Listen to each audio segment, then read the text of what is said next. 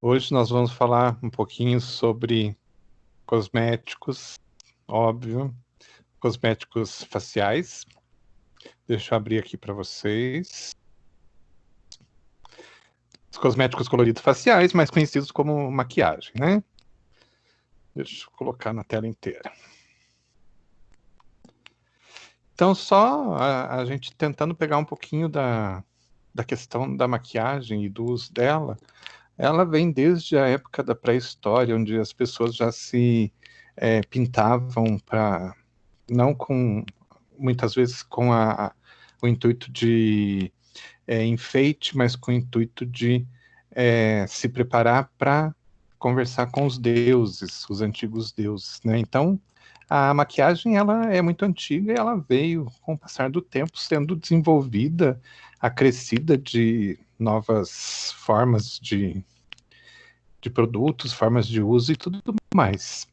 Só para vocês terem uma ideia, vamos ver aqui nessa linha do tempo, nos últimos 120 anos. Eu tenho aqui até 2000, mas pensem nesse maior desenvolvimento, né, que a gente teve de 1910, 1910 para frente. Então, se vocês olharem a cada década, a gente vê uma forma diferente.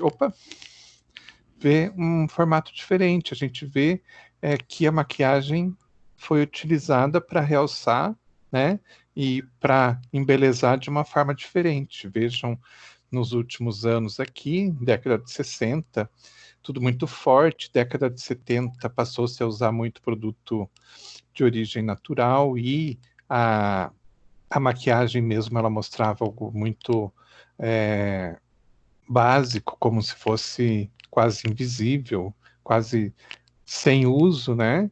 Década de 80 a gente passa a ter a maquiagem usando para realmente chamar atenção de uma forma até espalhafatosa. Às vezes, se você voltar lá para a década de 80, você vai ver que era tudo muito forte, tudo muito marcado, tudo muito colorido. E com o passar do tempo foi, né? Dependendo da década, a gente tem um tipo de maquiagem diferente. Isso vai ser para sempre. E a gente vai ver, então, mudanças constantes, às vezes realçando mais com cores mais vivas, mais fortes, depois trazendo com tonalidades mais próximas ao natural, e assim vai. Falando de maquiagens, então, a gente pode dizer que maquiagens são produtos que são utilizados para mascarar, corrigir imperfeições ou simplesmente colorir. Então, a gente tem essas três propriedades nas maquiagens. Pode ser para esconder alguma coisa ou tentar diminuir, né, ou tentar tirar o foco de certas imperfeições, corrigir certas imperfeições ou simplesmente colocar alguma cor e utilizar aquela cor a favor da pessoa, né? E a categoria desses produtos a gente geralmente divide em desculpa, a gente chama de formas diferentes. A gente chama de maquiagem, maquilagem, produtos de make-up, e assim por diante. Tem várias formas de se indicar que a gente está falando desses produtos. Propriedades: colorir uniformemente, formar uma fina camada, contato agradável com a pele, deslizamento suave, cobertura adequada e ter cores em harmonia com a pele. Então, todas essas propriedades são importantes e são exigidas do consumidor, né? Tem que, quando colorir de uma forma uniforme, não pode deixar alguns lugares mais coloridos que outros. Formar uma camada fina não pode ser alguma coisa que se perceba que praticamente deve ser praticamente invisível, né? Não se deve perceber que a pessoa está utilizando a maquiagem. Deve ser um bom contato com a pele. Quem está utilizando não quer se sentir desconfortável. O produto tem que deslizar suavemente pela pele para evitar até irritações e tudo mais. Tem que cobrir também de forma adequada e, né, tem que ter cores que se harmonizem com a pele ou que sigam as últimas tendências de moda. Tipos de maquiagem que a gente tem. Então, a gente tem produtos na forma de pó, que são os pós faciais, as sombras, o blush, etc. Produtos moldados, caso do batom, lápis, sombra em bastão. Então, todos os produtos que precisam tomar uma certa forma para serem utilizados, para serem produzidos e vendidos, né? Produtos emulsionados ou gelificados, então na forma de uma emulsão, uma forma cremosa ou uma forma de gel. E os produtos chamados especiais, que são os cakes.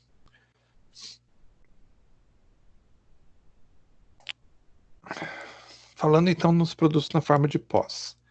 Eles podem apresentar-se na forma de pós soltos ou compactos. Vocês vão encontrar esses dois tipos de produtos. Mais facilmente a gente encontra os pós compactos, que eles tomam menos espaço. Então você, dentro de um recipiente, você consegue ter uma quantidade maior de produto e assim por diante. Eles são mais comuns e mais interessantes para quem compra, né? Mas isso não quer dizer que não existam pós que são soltos, que são aquele composto daquele pó levinho. Então, o pó facial solto compacto, a função dele é eliminar brilho da pele, mascarar imperfeições e retocar a maquiagem. Se a gente falar das sombras, que também são pós, né? A função é de colorir, e o blush tem uma função de destacar a ruborização natural. Então, dependendo da época, né, dependendo do período que a gente está também estudando, você vai ver, por exemplo, lá na década de 80, um produto exagerado, né, um blush utilizado de forma exagerada para destacar uma ruborização que sai do natural, né? O ideal hoje, por exemplo, é que você utilize de forma que ele fique natural, ele fique como se realmente fosse uma ruborização natural. Mas tem épocas que ele acentua bastante essa propriedade. Características e matérias-primas dos pós. Então, produto na forma de pó, ele tem que apresentar, né, cor, cobertura, deslizamento, absorção e viço. Falando de cor, então os pigmentos que a gente utiliza, eles são ou inorgânicos, como dióxido de titânio, óxido de ferro. O óxido de ferro já é colorido, por exemplo, e tem várias tonalidades conforme o tipo de óxido de ferro.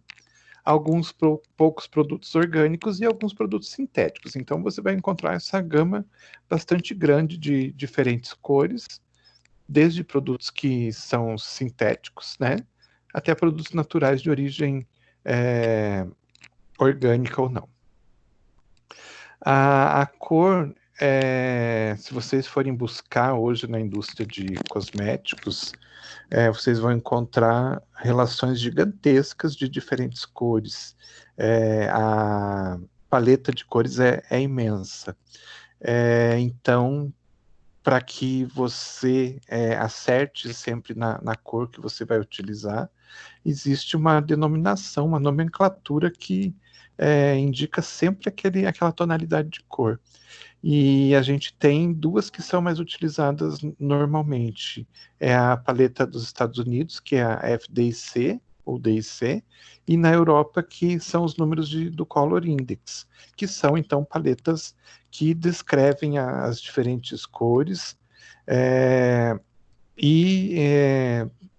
quando você precisa utilizar uma determinada cor, você sabe que quando você comprar a cor Red número 3, por exemplo, vai ser sempre aquela Red número 3 naquela tonalidade, não vai ter diferenciação. Cobertura. A cobertura ela tem que ser boa, ela tem que ser uniforme, e ela pode variar, então, dependendo da época, do modismo da época, entre a cobertura translúcida e a opaca. A translúcida é aquela que você faz a cobertura, mas continua aparecendo lá a sua pele por baixo. E a opaca não, ela já tem um efeito de cobrir toda a pele e dá a sua própria tonalidade. A cobertura, então, é proporcionada por diferentes tipos de pigmento. Óxidos metálicos, então, dióxido de titânio, óxido de zinco, os carbonatos, como o carbonato de magnésio, os silicatos, como talco, caulim, mica, o nylon em pó, e assim por diante. São vários os diferentes agentes de cobertura que a gente tem. E a cobertura, ela se dá, né, quando a gente visualiza, quanto mais o pigmento que a gente está utilizando faz refração da luz, melhor a cobertura que a gente percebe na superfície da pele. Deslizamento. Então, as matérias-primas que proporcionam esse deslizamento, que é importante, é muito ruim quando você tenta passar um pó na superfície da pele e o pó não desliza pela pele, ele fica, ele engata na superfície da pele, né? Então tem várias substâncias que ajudam nesse deslizamento. Talco, a sericita, que é um tipo de mica. Micas são substâncias de origem mineral que tem diferentes tipos de coloração. Estearato de zinco e magnésio, nitrito de boro, nylon, amido. Vocês estão vendo, por exemplo, nylon surgindo já em duas características diferentes. Então, muitas vezes, uma mesma substância ela tem duas, três características diferentes que já ajudam no preparo do pó. Absorção. As matérias-primas que têm essas características de absorção, para evitar que ocorra, como é que eu posso dizer? Para que o efeito fique a aparência fique uma aparência de pele seca, né? Sem oleosidade, nada. A gente tem, então, as sílicas pirogênicas, o caulim, carbonatos, o nylon, o nitrito de boro. Tem várias substâncias que são utilizadas, então, para esse fim. E o viço, né, que é aquele acabamento final. É aquela coisa de você passar o produto e ficar com um aspecto bonito, um aspecto natural e um aspecto saudável, principalmente, né? Então, ter um brilho, ter uma jovialidade no produto. As matérias-primas que ajudam a dar esse tipo de acabamento são amido, carbonato de cálcio precipitado, seda em pó, sílica pirogênica e assim vai. Então, a gente tem que ter todas essas características no produto para que a gente tenha um produto de qualidade que atinja e traga as necessidades que as pessoas que compram esses produtos querem. Controle de qualidade. Então, controle de qualidade está relacionado com cor, né? Tem que verificar se a cor está homogênea, se a cor está a característica do produto, se não tem alteração, esse tipo de coisa assim. A resistência da compactação, quando é feito o produto, esse produto é compactado naqueles recipientes, ele tem que resistir a uma queda, por exemplo. Então, aquela massa, ela não pode quebrar se tiver uma simples queda ou bater o recipiente em uma superfície. Então, tem que fazer testes para verificar essa resistência. Análise microbiológica, né, para verificar se não tem contaminação, e aplicabilidade. Então, os testes de aplicabilidade, verificando como que o produto se comporta nas pessoas, também é bastante importante. Testes de estabilidade que são feitos para esses produtos são realizados em estufa a 40 a 50 graus, e são utilizados, então, para detectar se tem alteração da cor dos pós. Então, imaginem que os pós não podem perder a sua coloração, eles não podem ter alteração na sua coloração com o passar do tempo. E quando a gente faz esses testes de estabilidade com uma temperatura levemente alta, a gente consegue detectar quando ocorre algum tipo de alteração.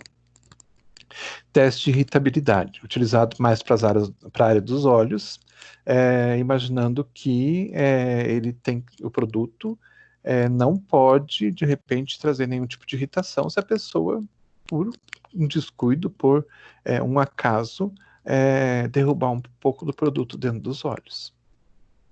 Teste de eficácia para verificar se realmente faz absorção da oleosidade da pele, né? Então, também são testes que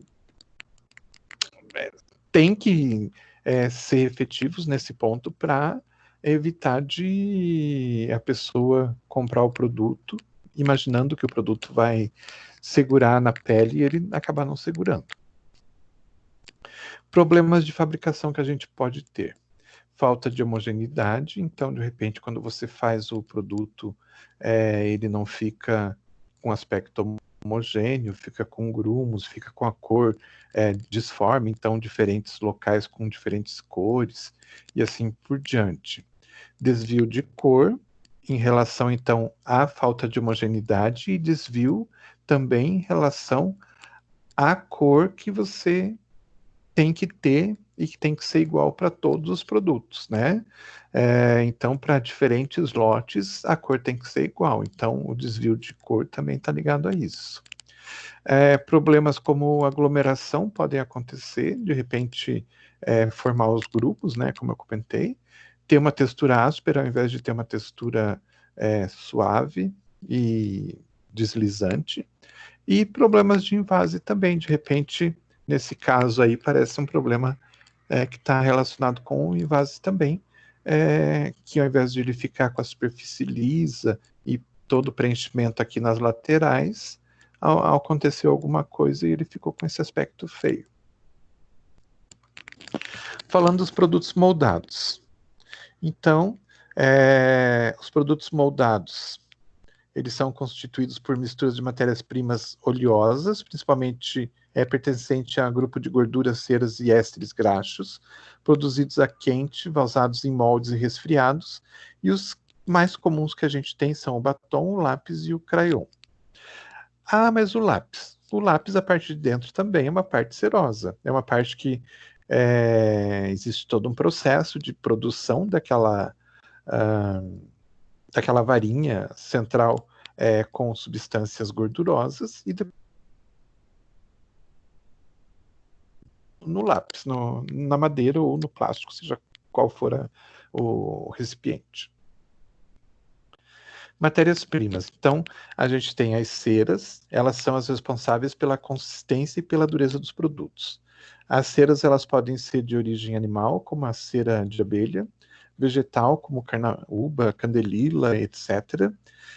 Cera de origem mineral, como a zoquerita, e as sintéticas, são as ceras de polietileno e silicones.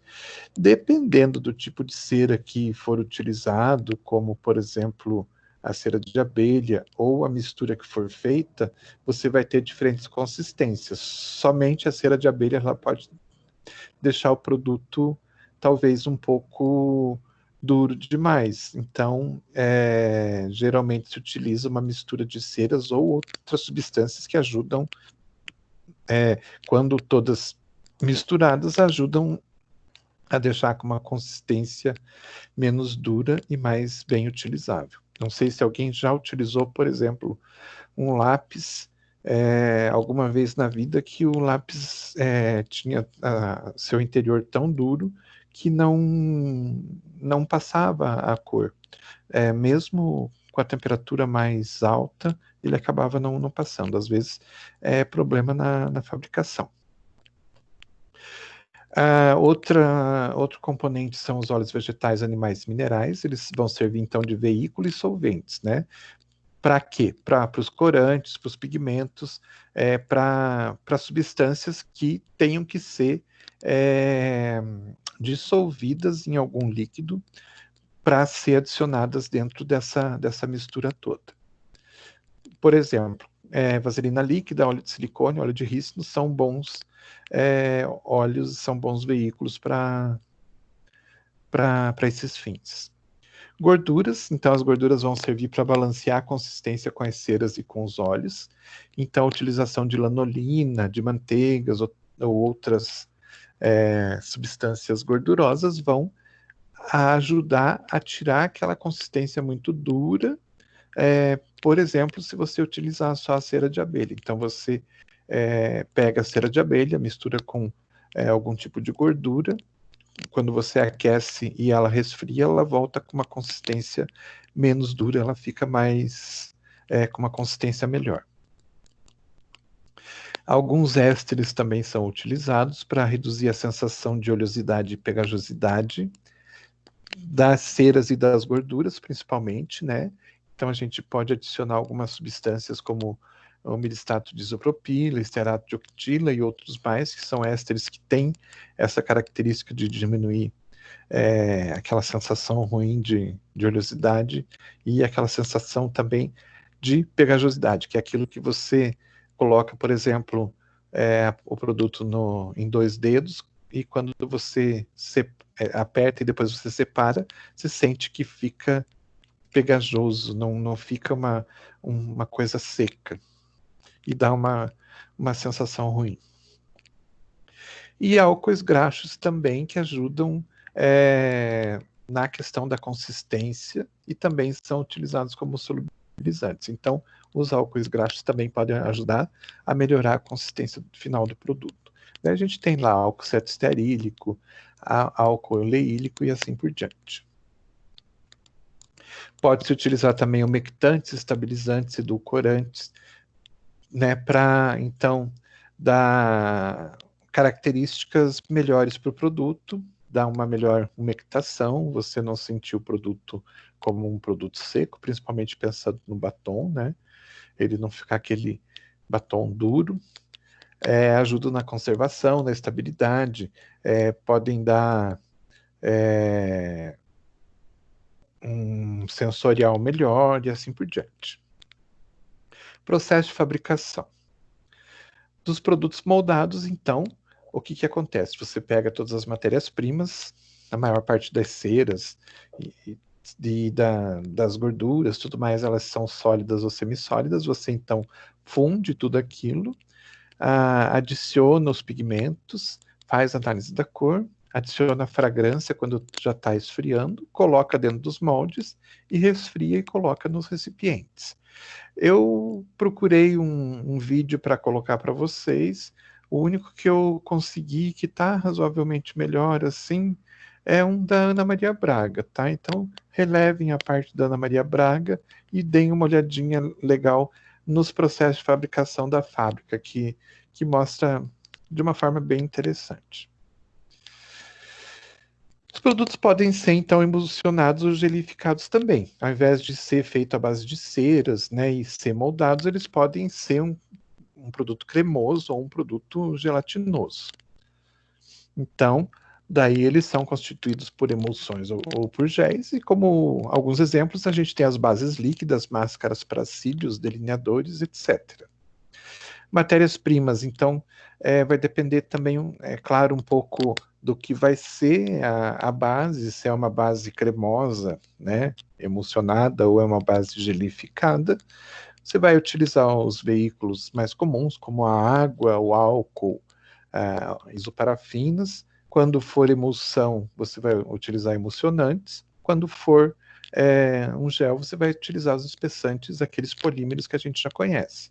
Aí, substâncias emolientes, né, no caso das emulsões, então tem que ter a fase aquosa, a fase oleosa, o agente emulsionante, assim por diante, como vocês já bem sabem.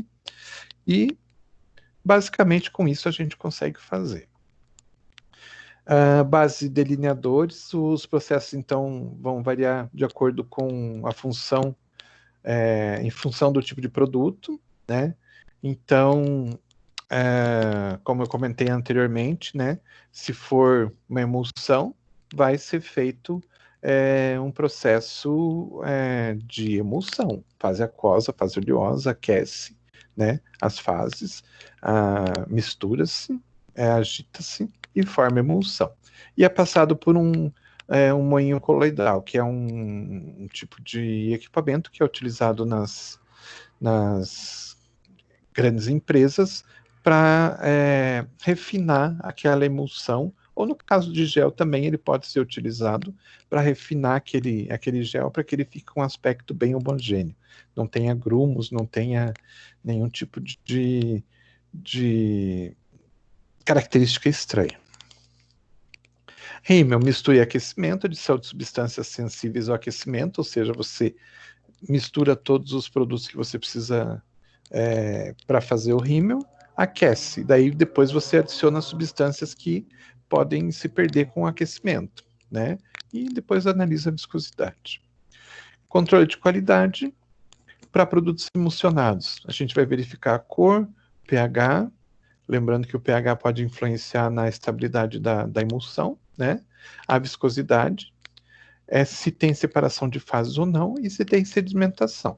Tudo isso vocês já viram lá na farmacotécnica há bastante tempo, a questão de viscosidade, de emulsão, separação de fases que pode acontecer, sedimentação, então tudo isso não é novidade para vocês.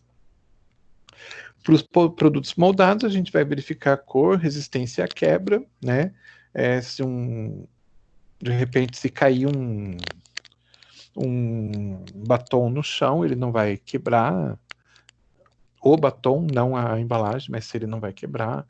Ponto de fusão, para evitar, né, de repente, ele está derretendo num ponto de fusão muito alto e quando você passar nos lábios, que é a temperatura do nosso corpo, né, e ele não derreta e não se espalhe. Exudação, para ver se ele não começa a transpirar, digamos assim, a suar, e liberar líquidos. A aplicabilidade, para verificar se é fácil a aplicabilidade, se ele está deslizando, se ele está soltando as ceras e tudo mais. E também teste de durabilidade. Outros testes que podem ser feitos também, testes relacionados com a estabilidade, com irritabilidade, para verificar se ele é seguro nessa questão, e teste de eficácia também, para verificar se traz bons resultados ou não. E basicamente é isso que a gente tinha para ver hoje. Tem um material para vocês aplicarem no fórum. Esse material, inclusive, foi feito por alunas de farmácia, que hoje trabalham numa grande empresa de cosméticos, que trabalharam com alguns testes relacionados com esse tipo de produto que a gente está vendo hoje. Então, tá lá o material, tá lá a explicação do que vocês devem fazer, e qualquer coisa, qualquer dúvida é só me chamar por e-mail,